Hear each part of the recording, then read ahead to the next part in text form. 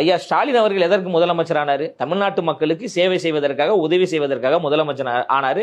திமுக அதற்கு ஆட்சிக்கு வந்தது. நீங்க அந்த வேலையை செய்யாம 365 நாளும் தமிழக வெற்றி கழகத்தை எப்படி முடக்கலாம், நசுக்கலாம், அவங்க செய்யக்கூடிய செயல்பாடுகளை எப்படி தடுக்கலாம், ஒரு நலத்திட்ட உதவிகள் செய்ய போனா அதை தடுத்து நிறுத்துறீங்க. ஒரு கொள்கை விளக்க பொதுக்கூட்டத்திற்கு அனுமதி கேட்டா அனுமதி கொடுக்க மாட்டேன்றீங்க.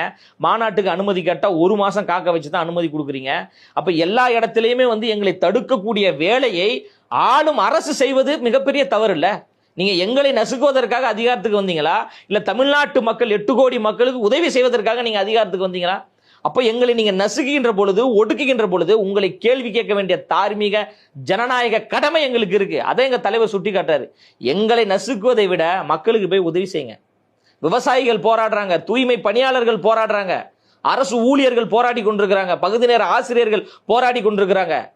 அவர்களுக்கெல்லாம் நீங்க எந்த உதவியும் செய்யாம 365 நாளும் தாவேக்காவை எப்படி அழிக்கலாம், எப்படி வீழ்த்தலாம், அவர்கள் மீது எப்படி வன்மத்தை கக்கலாம், அவர்கள் மீது எப்படி விமர்சனத்தை கக்கலாம் என்கின்ற ஒரு சூழ்ச்சி வேலையில நீங்க ஈடுபடுறீங்க, தொடர்ந்து ஈடுபடுறீங்க. அப்போ எங்க தலைவர் சொல்ல வேண்டிய கடமை இருக்கு.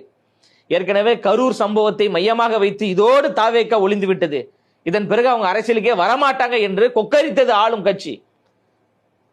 நீங்க யோசிப்பீங்க, எதுக்குடா இவங்களை தொட்டோம், எதுக்குடா இவங்க மேல கைய வச்சேன்னு நீங்க யோசிப்பீங்க. நான் பயப்படல, நான் தைரியமா இருக்கிறேன், என் மக்களோடு நான் தைரியமா இருக்கிறேன் என்கின்றதை சொல்றாரு. யாருக்கு சொல்லணுமோ அவங்களுக்கு சொல்றாரு.